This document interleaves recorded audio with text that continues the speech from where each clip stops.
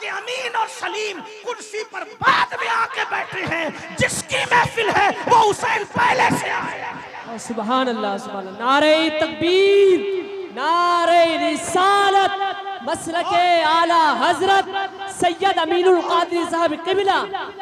और वल्लाह ये मैं कोई लफ्जाजी नहीं कर रहा हूँ, ले आओ किसी आंख वाले को जिसको खुदा ने दिल की आंख दी है, हुसैन की जलवा करी ना हो तो गुलामी।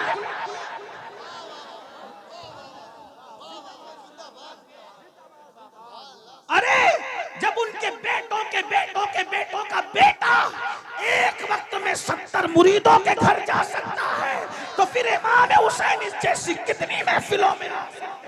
अरे तुमने इमाम हुसैन को समझा क्या है? हुसैन उस हस्ती का नाम है जो जब चाहे जहां चाहे अल्लाह की इज्जत से रूहानी तौर पर तशरीफ ले जा सकते हैं। आप इमाम हुसैन की ताकत को समझते क्या हो? फिर कोई कहेगा कि अमीनुल कादरी अगर इतने ताकतवर थे फिर शहीद क्यों हुए? मैंने कहा यही तो बात है, ताकत दिखाने नहीं गए थे बल्कि कुर्बानी देने गए थे। जब कुर्बानी देने जाना होता है ताकत नहीं दिखाई जाती, फिर सर रख दिया जाता है, फिर सर रख दिया जाता है, इसलिए कि अगर ताकत दिखाएंगे तो शहादत का मर्तबा कैसे मिलेगा? और वो तो पाले ही गए थे शहादत के लिए। अब फर्क क्या है सुन ले, एक सैयद वो है जिसे इमाम हुसैन कहते हैं, वो कुर्बानी देने गए थे, और एक सैयद वो है जो ताकत दिखाने आया था।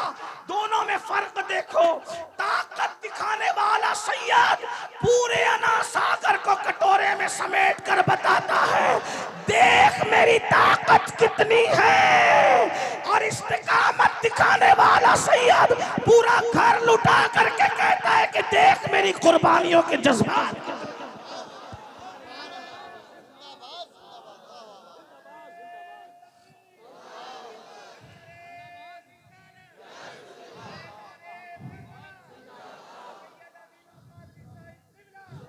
और ताकत दिखा कर इमाम मोइनुद्दीन गरीब नवाज ने हमें बताया कि जब बेटे की ताकत का ये आलम है तो मेरे दादा को ताना मत देना कि फुरात नहीं ला सके। अरे जब गुलामों का गुलाम बेटों के बेटों का बेटों का बेटा जब सागर में सागर समेट लेता है तो वो तो मेरा दादा था, दादा वो भी फुरात समेट सकता था, मगर ताकत दिखाने की इजाजत नहीं थी, बल्कि वहां तो इस्तिकामत दिखाने का हुक्म। इसलिए कोई ताना न दिया करे, बल्कि इमाम हुसैन का काम भी नहीं था, वो तो मौला अली असगर भी अगर चाहते ना, वो तो मौला अली असगर भी अगर चाहते ना, मौला अली असगर करबला में मुट्ठियां खोलते थे बंद करते थे, खोलते थे बंद करते थे। कोई नहीं समझ सका ये मुट्ठियां खुलती बंद क्यों होती है, कोई नहीं समझ सका। इमाम हुसैन समझे, क्योंकि बेटे को बाप के सिवा कोई नहीं समझ सकता, और बेटा बाप से ज्यादा किसी को नहीं समझता, है ना? तुम लोग मोबाइल हाथ में रखते हो तो तुम्हारे बच्चों को भी मोबाइल चाहिए, हैं? 6 महीने का बच्चा भी तुम्हारा मोबाइल मांगता है, बोलो मांगता है क्योंकि बाप के हाथ में मोबाइल देखता है तो वो भी मोबाइल मांगता है। बाप को गेम खेलते देखता है तो वो भी नहीं आता, फिर भी कोशिश करता है कि गेम खेलूं। क्यों? 6 महीने का तुम्हारा बच्चा बाप को गेम खेलते देखे तो वो भी उधर जाता है, बाप के हाथ में मोबाइल देखे तो वो भी उधर जाता है, बाप को नाचते हुए देखता है तो वो भी उधर जाता है, बाप को सीरियल देखते हुए देखता है वो भी उधर जाता है। लेकिन मेरे हुसैन का लाडला 6 महीने का बाप के हाथ में तलवार देखता है तो कहता है मुझे भी चाहिए, मुझे भी चाहिए। जो बाप के हाथ में देखा वो बच्चा मांगता है। बस फर्क इतना है, तुम्हारे बच्चे गेम के लिए मोबाइल मांग रहे हैं, उनका बेटा दीन के लिए तलवार मांग रहा है। मैं तो यही कहता हूँ, लोग कहते हैं हमें अली समझ में नहीं आता। मैंने कहा समझने की कोशिश भी मत करना। जब 6 महीने का अली समझ में नहीं आता तो 63 साल का अली तेरे समझ में कैसे आ? इमाम हुसैन ने तीनों बेटों का नाम अली इसीलिए रखा था। जब यजीद के दरबार में काफिला पहुंचा तो इमाम ज़ैनुल आबिदीन से पूछा तेरा नाम क्या है? कहा अली। कहा मैंने सुना कि अली तो तो कहा कि मैंने सुना वो 6 महीने का अली वो भी कट गया, का उसका नाम भी अली था। तो यजीद ने गुस्से में आके कहा और तेरे बाप को अली के सिवा कोई नाम ना मिला। तो इमाम ज़ैनुल आबिदीन ने कहा शुक्र कर वो तो 3 ही पैदा हुए, अगर हजारों भी पैदा होते तो मेरा बाबा सबका नाम अली रख। नारे तकबीर, नारे रिसालत, फैजाने शहीद आजम, मसलके आला हजरत, नारे हैदरी। वाह वाह वाह वाह, तीनों का नाम अली रखा। क्या बात। तवज्जो है, नहीं है तो कोई बात, लेकिन अगर है तो फिर तवज्जो। तीनों का नाम अली रखा। क्यों अली रखा? क्योंकि इंसान की जिंदगी के 3 दौर होते हैं। इंसान की जिंदगी के 3 दौर होते हैं, जवानी, बचपना और ढलती जिंदगी। बुढ़ापा नहीं कहता, इसलिए कि जिसको बयान कर रहा हूं वो कभी बूढ़ा नहीं हुआ, रसूलुल्लाह ने उसको जवान। वाह वाह। ला फता इल्ला अली, ला फता इल्ला अली, ला सैफ इल्ला जुल्फिकार। अली जैसा कोई जवान नहीं है और जुल्फिकार जैसी कोई तलवार नहीं। वाह वाह वाह वाह, जिंदाबाद जिंदाबाद। जिसको नबी ने जवान कहा हो, हम उसको कभी बूढ़ा कहने की हिम्मत नहीं है, क्योंकि नबी ने कह दी। हम जानते नबी जिसे जो कह दे, मोजज़ा मेरे नबी का कह दिया तो हो गया, आपने कतरे को दरिया कह दिया तो हो गया। जिसको जो कह दे वो हो जाता है।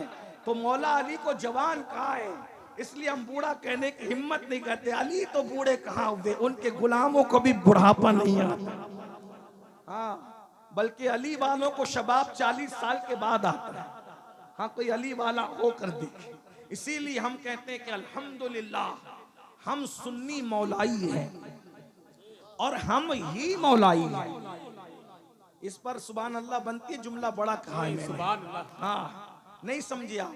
हम सुन्नी मौलाई हैं और हम ही मौलाई हैं। सुभान अल्लाह। इसलिए कि मौलाई वही होता है जिसका कोई मौला होता है, और अली हमारे मौला हैं, इसलिए हम मौलाई हैं। लेकिन अल्हम्दुलिल्लाह हम वो मौलाई हैं जो अली को भी मानते हैं और अली की भी मानते हैं।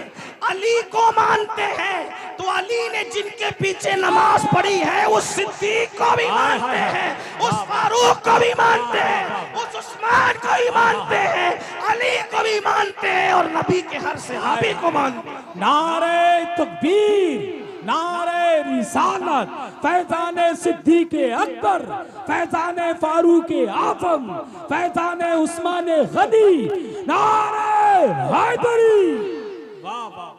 अब कोई अपने आप को मौलाई कह के अगर सिद्दीक अकबर को गाली देता है तो समझ जाना कि वो चीटिंग तो कर रहा है लेकिन वो मौलाई नहीं है। हाँ, अपने हम फख्र से कहो हम मौलाई है, हमारा मौला अली है और हम मौलाई है। लेकिन कौन से? जो हर सहाबी की इज्जत करते हैं, हर सहाबी की ताजीम करते हैं, हर सहाबी का इकराम करते हैं। क्यों ना करें, क्योंकि हमारे मौला ने हमें तालीम ही ये दी है। हमारे मौला की तालीम यही है। तो बात दूर निकल रही है। आज क्या कर रहा था? 3 दौर होते और मौला हुसैन के 3 बेटे, अली अकबर, अली औसत, अली असगर। ठीक, अब लोग कहेंगे कि हुसैन अली तो दुनिया से चले गए, हमने अली को देखा नहीं। तो मेरे मौला ने, मौला हुसैन ने तीनों शहजादे करबला में लाए और ला करके बताया ये मेरा अली असगर है। यानी अगर अली का बचपना देखना है तो मेरे अली असगर को देखकर अंदाजा कर लो। जब अली का पोता असगर ऐसा, अली असगर ऐसा है, जब अली का असगर ऐसा है तो खुद मौला अली कैसे होंगे? जी क्या बात।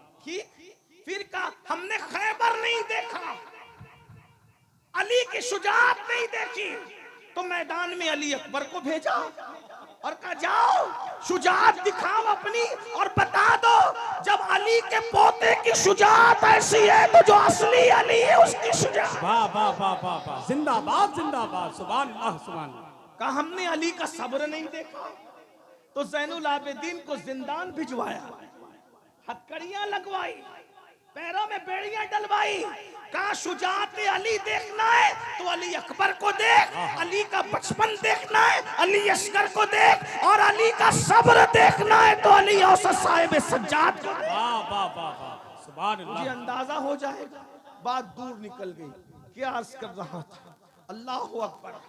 जिस वक्त कौम अय्याश और आवारा हो जाती है तब अल्लाह उन पर जालिम मुसल्लत करता है। आज हम आवारा हैं, माफ कीजिएगा मैं और आप सब। मैं अपने आप को अलग करके तकरीर नहीं करता, क्योंकि मैं ये समझता हूं कि आपसे ज्यादा गुनहगार मैं हूं।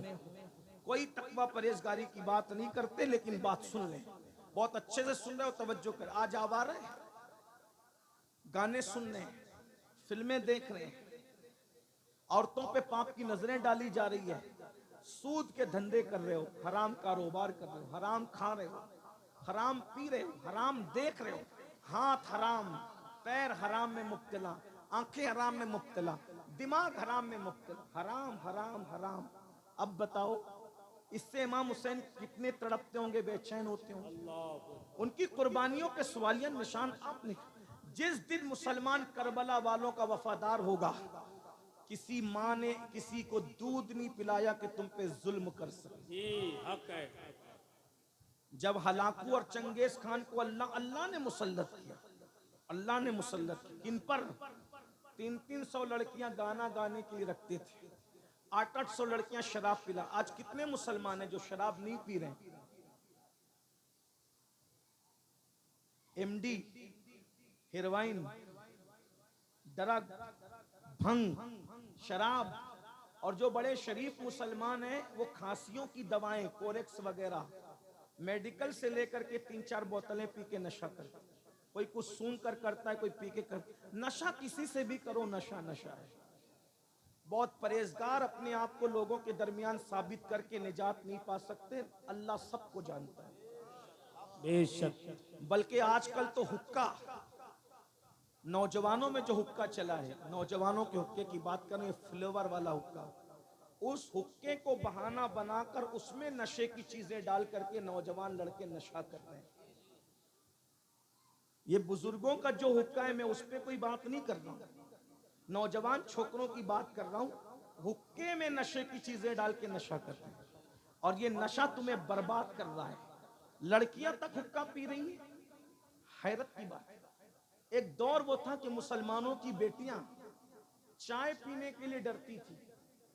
हालांकि चाय कोई हराम नहीं है, हमारी बेटियां चाय पीने में शर्माती थी, हमारी बेटियां किसी के सामने खाना खाने में शर्माती थी। आज भी कुछ घर की औरतें ऐसी हैं जो शौहरों के सामने खाना नहीं खाती, उन्हें शर्म आती है, शौहर के सामने कैसे खाऊं, देवर के सामने कैसे खाऊं। कुछ औरतें ऐसी है, बूढ़ी हो गई, 90 साल की उम्र को पहुंच गई, मैंने ऐसी औरतों को देखा है कि दामाद के सामने सास ने कभी खाना खाने की हिम्मत नहीं की कि मेरा दामाद बैठा। ये हया का मामला था, और आज हमारी बेटियां होटलों में अपने मंगीतर के साथ जाकर के हुक्का पी रही। ये हंसने की बात नहीं, ये हमारा दुख है।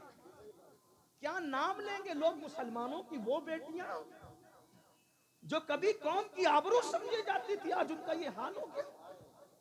जिस कौम के अंदर सैयदा फातिमा का किरदार ये है कि उनके सर के दुपट्टे को कभी चांद और सूरज ने नहीं देखा, आज हमारी बेटियां मंगीतरों के साथ घूमे, बाप के कान पे जू ना रेंगे, माँ की हया को कभी गैरत ना आए। जो कौम इतनी बेगैरत हो जाए फिर उन पर जालिम मुसल्लत होंगे, और ऐसे जालिम आका फरमाते जब तुम्हारी अय्याशियों पे अल्लाह जालिम मुसल्लत करेगा तो तुम्हारे नेकों की दुआ भी अल्लाह कबूल नहीं करेगा। तुम दुआएं करोगे भी तुम्हारी दुआएं सुनी नहीं जाएगी, क्योंकि जालिमों को अल्लाह ने तुम पे मुसल्लत किया है। हलाकू और चंगेज खान ने लाखों लोगों को कत्ल किया, कत्ले आम हुआ। क्यों? मस्जिद छोड़ चुके थे, उलमा का मजाक उड़ा रहे थे, और उस दौर के बाज नाम निहाद उलमा पब्लिक को उलझा रहे थे। क्या काला कलर अफजल है कि सफेद कलर अफजल, इस पे मुनाजरे हो रहे थे, लायानी बातों पे मुनाजरे हो रहे थे। कौम को अल्लाह की तरफ बुलाने की बजाय लायानी बातों में उलझा रहे थे उस दौर के दुनिया परस्त मौलवी। अल्लाह ने उन पर भी जालिम मुसल्लत किए। वो भी कटे। कटने और तबाह होने वाली कौम का मिजाज वही होता है जो आप कर रहे हो। मुर्गे लड़ाए जाते थे, मुर्गे लड़ाए जाते थे, बैल लड़ाए जाते थे, ये सारी लड़ाइयां देखी जाती, ये सब कुछ कर रहे हो। फिर कहते हो मौलाना हम क्यों कट रहे हैं? हुजूर का दिल दुखा रहे हो कब्र अनवर में, इमाम हुसैन का दिल दुखा रहे हो कब्र अनवर में, सिद्दीक अकबर का दिल दुखा रहे हो कब्र अनवर में, जिनके दामन पकड़ने की बात करते हो उस गौसो खाजा का दिल दुखा रहे हो कब्र अनवर में। हिंदुस्तान के मुसलमानों, सोचा 30 साल से जायद अरसा गरीब नवाज अना सागर के किनारे एक दरख्त के नीचे जिंदगी गुजारते हैं, किस लिए? कि दीन तुम्हारे घर तक पहुंचे। क्या उस 30 सालों के अंदर बारिश नहीं हुई होगी राजस्थान में? गर्मी का मौसम नहीं आया होगा? सर्दी का मौसम नहीं आया होगा? अपने बुजुर्गों की मेहनतों को भूल गए? 90 लाख ने जो कलमा पढ़ा है वो सरकार गरीब नवाज की मेहनतें। कैसी मेहनतें? 3 दिन के बाद 3-4 लुकमे खाते थे, वो भी रोटी का सूखा टुकड़ा। मुर्ग मुसल्लम बिरयानी और एक से खाने खाकर अय्याशी करने वालों, जब हम पाप करते होंगे तो गरीब नवाज के दिल पे क्या गुजरती होगी? आज हमारे पास सब है, दीन कहां है? बताओ दीन कहां है? शादियों में दीन है, मैयतों में दीन है, मस्जिदों में भी दीन है, हमारी जिंदगियों में दीन है। पूरी दुनिया में दीन नाफिज करना चाहते हो? अरे अपने 5 और 6 फुट के वजूद पर तो पहले दीन नाफिज करके बताओ, फिर शहरों में दीन नाफिज करके बताना। खुद के वजूद पर सिर्फ तेरी हुकूमत है, जिसके वजूद पर तेरी और सिर्फ तेरी हुकूमत है, तेरे घर में सिर्फ तेरी हुकूमत है, जिस घर में सिर्फ तेरी हुकूमत है उसमें तू दीन नाफिज न कर सका और शहरों में दीन नाफिज करने निकला है। तेरे वजूद पर 5-6 फीट के वजूद पर बता किसी और की हुकूमत है? तेरी हुकूमत, जहां तेरी हुकूमत है वहां दीन नाफिज नहीं कर सका और अफ्रीका में दीन नाफिज करने निकला, बरतानिया में दीन नाफिज करने निकला। और दीन के निफास का झूठा दावा करने वाले, अगर तेरे दिल में दीन की मोहब्बत होती तो पहले तू अपने वजूद पर दीन की हुकूमत नाफिज करता। तू फजर की वक्त में सोता नहीं पड़ा रहता मेरा भाई, तू उठकर मस्जिद जाता ताकि तुझे एहसास होता कि मेरे वजूद पर दीन की हुकूमत होनी चाहिए। चेहरे से दाढ़ी मुंडाकर तू गटरों में नहीं फिकवाता, बल्कि तू सोचता कि मेरे वजूद पर दीन की हुकूमत होनी चाहिए। तू सोने की अंगूठियां नहीं पहनता, सोने की चैन पहन के इतराता नहीं फिरता, बल्कि तू सोना उतार कर औरतों को पहना करके बताता कि मेरे वजूद पर, आज हमारे वजूद पर दीन की हुकूमत नहीं। हसद हम करें, बुग़्ज़ हम करें, तकब्बुर हम करें, नमाजें हम छोड़ें, कुछ दीन याद है, धर्म याद है, मजहब व मसलक याद है? कुछ नहीं। रोना तो ये भाइयों कि निकाह के वक्त कलमा पढ़ना पड़ता है। अब तो व्हाट्सएप और इंटरनेट का दौर है, काजी कलमा पढ़ा रहा है, दूल्हा कलमा नहीं पढ़ पा रहा है। मैं सोचता हूँ या अल्लाह, जो शादी की खुशी में काजी के पढ़ाने से कलमा ना पढ़ सके, वो मौत की तकलीफ में क्या कलमा पढ़ पाएगा? बगैर कलमा पढ़ते मरोगे, बगैर कलमा पढ़ते मरोगे तो कहां जाओगे? इंटरनेट देखते देखते सोते हो और उठते हो तो व्हाट्सएप की फिक्र में उठते हो। क्या होगा? मरना है भाइयों, मरना है। ये जलसे लतीफे के लिए नहीं है, ये जलसे पब्लिक दिखाने के लिए नहीं है, ये जलसे हंसाने के लिए नहीं है, ये जलसे स्टेज पर झगड़ा करने के लिए नहीं है, ये जलसे तो मकसद याद दिलाने के लिए है। दुनिया में क्यों आए थे याद करो, मरोगे, मरना है। रूह का रिश्ता जिस्म से टूट जाना है। मेरी माँ और बहनों की भी तवज्जो चाहता हूँ। मेरी बहनों, तुम्हें भी मौत आएगी। अल्लाह तुम सबको लंबी उम्र दे, तुम्हें भी लंबी, सबको लंबी उम्र दे, लेकिन कितनी भी लंबी उम्र पाओ, मरोगे, कब्र में जाओगे, कब्र में सोना है, कुछ नहीं लेके जाओगे। करोड़ों जमा लो, अरबों जमा लो, खरबों सब छोड़ के जाओ, सब यहीं रह जाएगा। दिल्ली तक माल कमाने के लिए जाने वालों, यही रह जाएगा माल। कलकत्ता और सऊदी तक माल कमाने के लिए जाने वालों, जाओ माल कमाओ, हम मना नहीं करते, लेकिन यही रह जाएगा। मैं एक जुमला कहना चाहता हूं, तवज्जो है आपकी? बहुत अच्छे से सुन रहे, तवज्जो से सुन रहे बहुत, लेकिन एक जुमला सुन लो, सुन ले। जो माल कमाने दिल्ली, कलकत्ता, मुंबई, दुबई और सऊदी तक गए थे, वो माल यहीं छोड़ के जाओगे। लेकिन जिस नेकी को कमाने के लिए बिस्तर छोड़ के मस्जिद तक नहीं जाते ना, वो नेकी तुम्हारी कब्र में तुम्हारे साथ जाएगी। भाइयों, जिसे कब्र में जाना है उसके लिए 10 मिनट नहीं निकाल रहे हो, और जिसे कब्र में साथ नहीं ले जाना है उसके लिए 12-12 घंटे मेहनत कर रहे हो, 10-10 घंटे। ये सब लोग ऐश करेंगे भाइयों, ऐश। जितना माल कमा रहे हो ना, बच्चों में बटेगा, बच्चों में।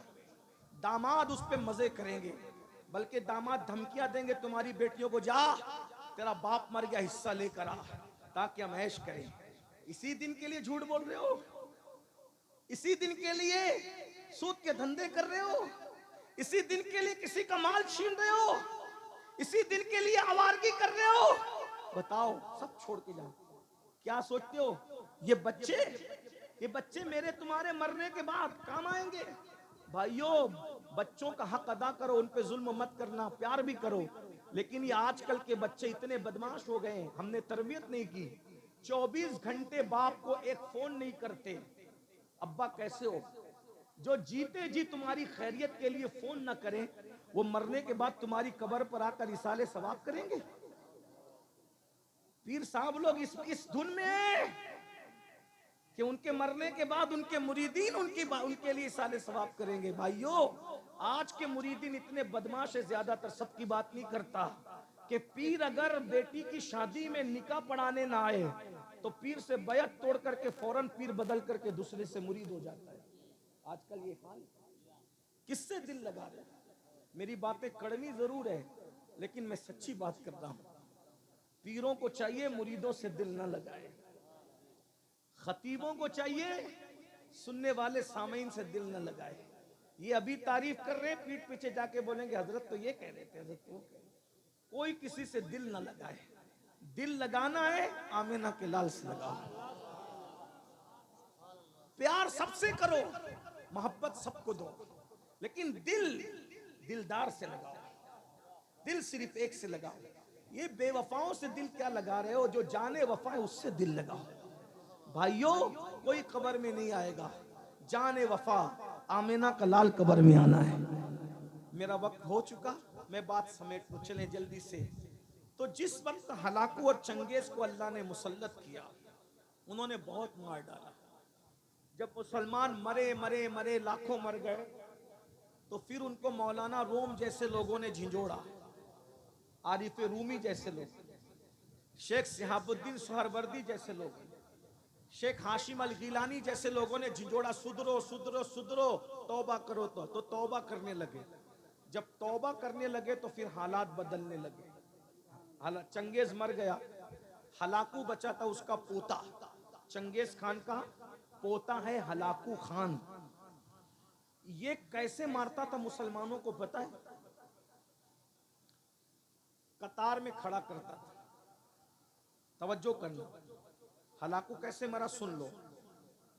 कतार में खड़ा करता था, और कतार में खड़े करके घोड़ा दौड़ाते हुए आता था, एक तलवार के वार में सबकी गर्दन उड़ाता। अब वो सब कलमा पढ़ने वाले थे, अपनी अपनी सजा भुगत रहे थे। एक दिन एक शहर में पहुंचा, और पहुंच करके सब मुसलमानों को, जवानों को खड़ा किया। उसमें एक बूढ़ा बाबा भी था, एक बूढ़ा बाबा भी था। तो जैसी पहली सफ में उसको खड़ा किया, तो जैसी काटते काटते काटते काटते आया, तो जब उसकी बारी आई तो वो फौरन दूसरी सफ में चला गया, बच गया। हलाकू ने उसकी मजा लेनी चाहिए कि दूसरी सफ में तो खड़ा ही है, उसको कट नहीं है। दूसरी सफ में फिर गया तो वो तीसरी सफ में चला गया, उसकी बारी आई। चौथी सफ में चला गया। सारी सफें तो खत्म होनी थी, सारी सफें खत्म हो गई, और वो पीछे हो गया। अब अकेला बचा वो बाबा, अकेला बचा।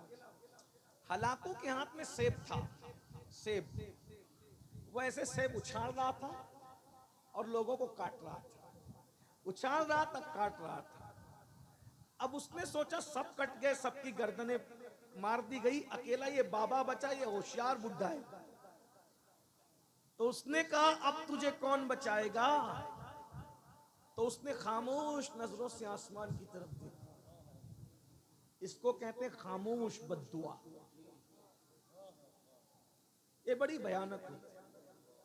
इसीलिए कुत्तों को भी मत मारा करो, बिल्लियों को भी मत मारा करो, मुर्गियों को भी मत मारा करो। बद्दुआ बड़ी खतरनाक चीज है, और बद्दुआ किसी मजलूम की हो कबूल होती है। मजलूम की बद्दुआ से अर्श भी हिल हिल जाता है।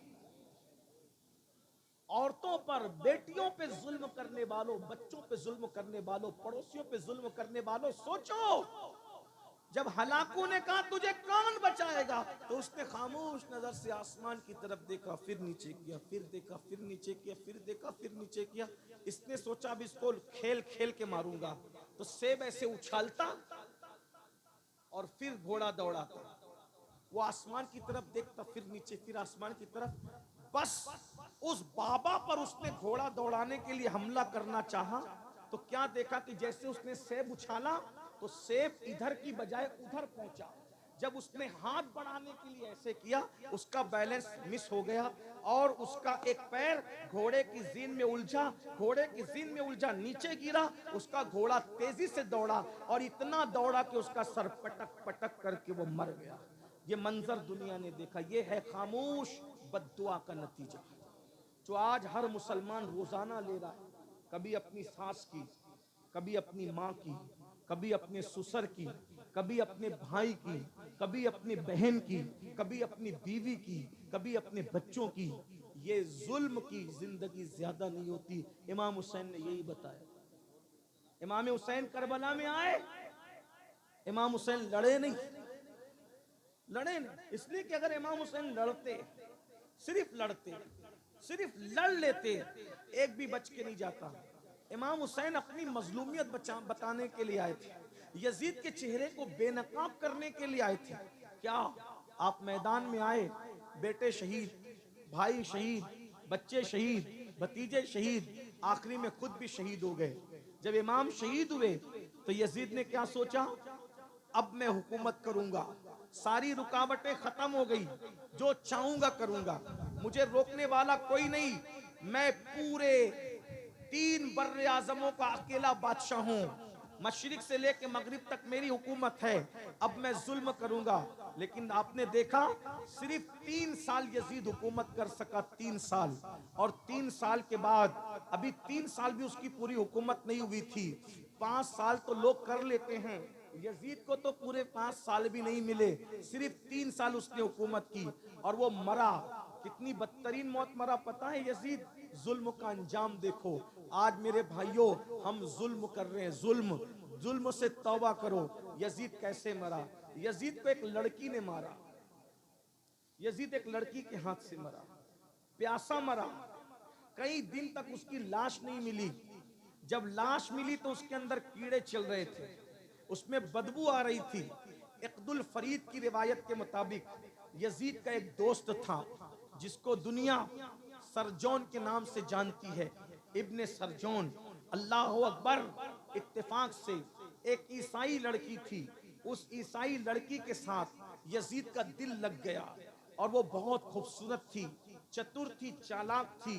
वो यजीद बहुत मोटा था, इतना मोटा कि उठने बैठने में उसको दिक्कत थी और उसके बदन पर सूअर की तरह बड़े बाल थे, कसरत से बाल थे।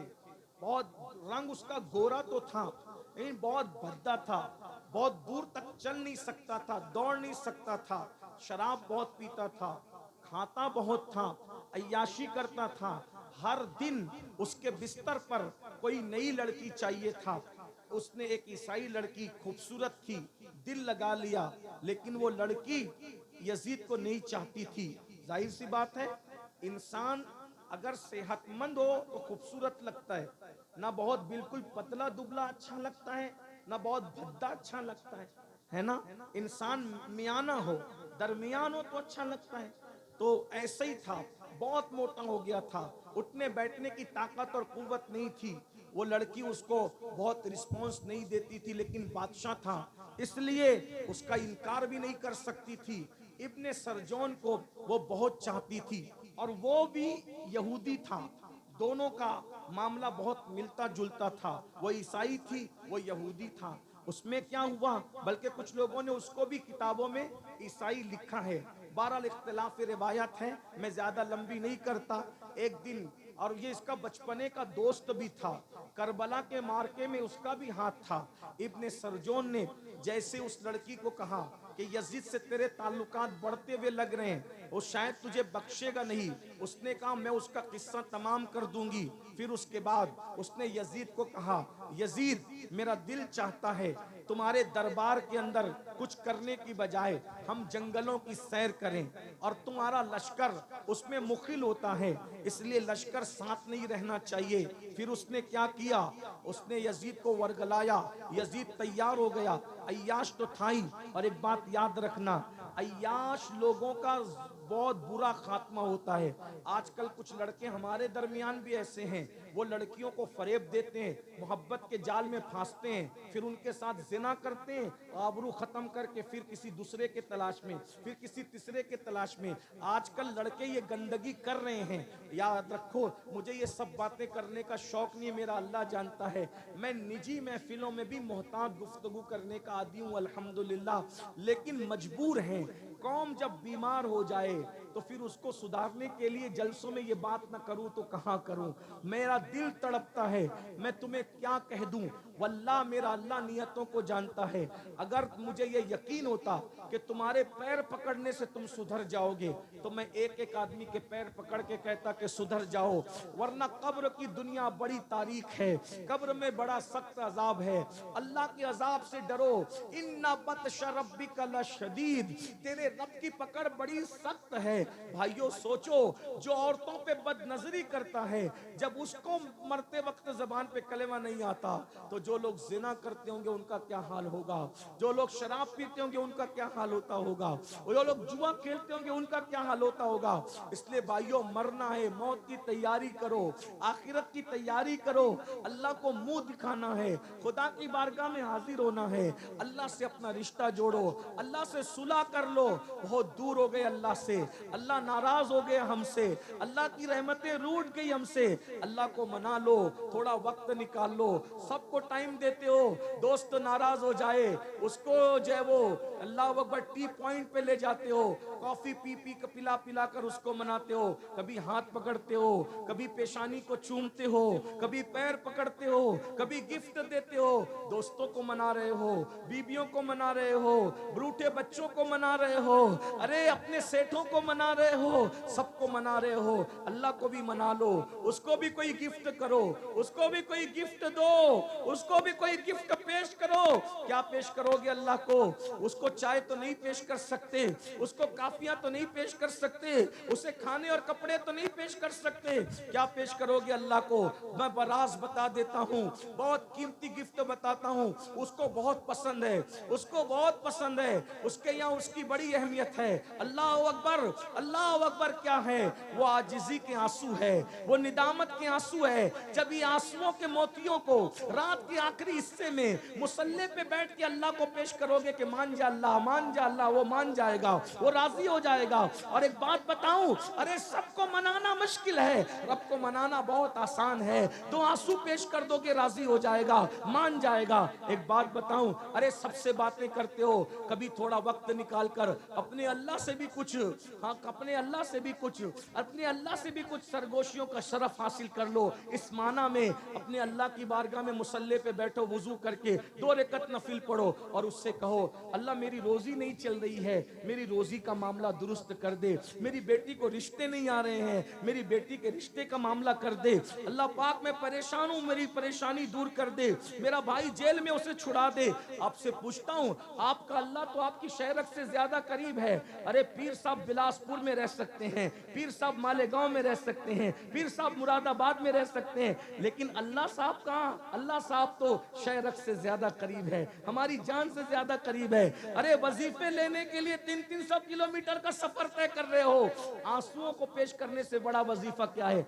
अल्लाह की बारगाह में अर्जियां लगाना सीखो। हमारा मजहब यहूदी और ईसाइयों का नहीं है कि राहिब को पकड़ के ले जाएंगे तो ही काम बनेगा, अरे फादर को ले जाएंगे तो ही काम बनेगा। हमारा हमारे आदर फादर किसी की जरूरत नहीं है, हमारे यहाँ बस इतना है, जहां बैठे हो वहीं उसके महबूब का वसीला पेश करके अपनी बात अर्ज करो। वो सुनता भी है और वो जानता भी है और वो मसाइल को हल भी करता है। मुझे कोई एक बंदा खड़े होकर बताए किसका मसला ऐसा है जो अल्लाह हल नहीं कर सकता। बताओ, अगर मुसलमान हो तो मुझे बताओ कौन सा बड़ा मसला ऐसा है जो मेरा अल्लाह हल नहीं कर सकता है? कोई ऐसा मसला? अरे मसाइल तुम्हारे लिए मुश्किल है, उसके लिए कोई मुश्किल नहीं है, उसके लिए कोई अल्लाह को मानो, अल्लाह से दूर हो गए हो। मेरी बहनों, और ताबीज गंडों के चक्कर में पंडित और पुजारियों के घर तक जाने वाली औरतों, आबरू को दांव पे लगाने वाली औरतों, मेरी बहनों, अरे तुम्हारा अल्लाह तो तुम्हारी शहरत से ज्यादा करीब है। पुकार के देख राबिया बशरी की तरह, पुकार के देख आयशा सिद्दीका की तरह, पुकार के देख फातिमा ज़हरा की तरह, फिर वो मदद ना आए तो फिर खुदा से रिश्ता, खुदा से रिश्ता तोड़ कर बैठे हो और हमारे पास आके कहते हो ये मसला, ये मसला, ये हम क्या करेंगे? तुम्हारा मसला जितने अच्छे अंदाज में तुम गिड़गिड़ा के अल्लाह को पेश कर सकते हो, अमीनुल कादरी नहीं पेश कर सकता, क्योंकि जो कांटा तुम्हें चुभा है, जितना दर्द तुम्हें है, उसका दर्द अमीनुल कादरी को नहीं है। मेरा सर का दर्द जितना मैं जानता हूं उतना तुम नहीं जानते। मोहब्बत अपनी जगह, ताल्लुक अपनी जगह, लेकिन मेरा दर्द मैं डॉक्टर को जितने अच्छे अंदाज से बता पाऊंगा, मेरी बीवी नहीं बता पाएगी, मेरा बेटा भी नहीं बता पाएगा। अरे जब दुनिया के डॉक्टर के पास अपने दुख को बताने के लिए खुद जाते हो, तो अल्लाह जो तबीब हकीकी है, अपने दुखों को बताने के लिए अल्लाह की बारगाह में आओ। अगर तुम्हारा मसला हल ना हो तो तुम्हारा जूता मेरा सर है। इतनी बड़ी बात कह जा रहा हूं क्योंकि मुझे अपने अल्लाह पे यकीन है। कोई मसला नहीं, गिड़गिड़ाओ। कब गिड़गिड़ाओ? जब सब सो चुके हो, नमाजी सो जाएं, हाजी सो जाएं, गाजी सो जाएं, इमाम साहब सो जाएं, सैयद साहब सब सो जाएं, तो तुम उठो, वुजू करो। रात के आखिरी पहर में जब सब सन्नाटा हो और 2 रकत नफिल पढ़ के पहले तौबा करो अपने गुनाहों से, उसको मनाओ और जिस लहजे में चाहो, उर्दू, हिंदी, मराठी, अरबी, उसके यहाँ सब सुना जाता है।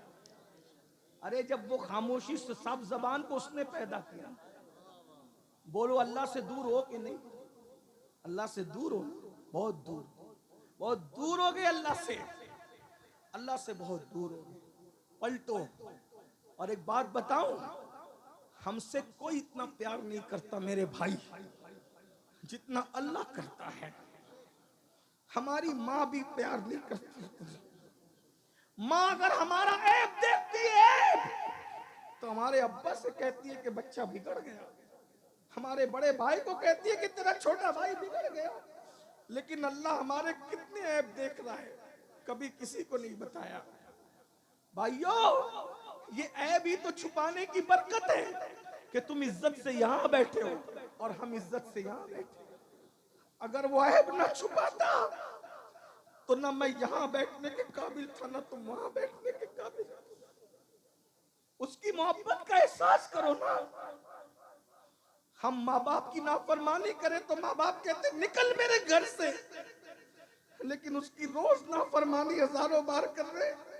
ना उसने हमारा खाना बंद किया है, ना पानी बंद किया है, ना इज्जत देना बंद किया है।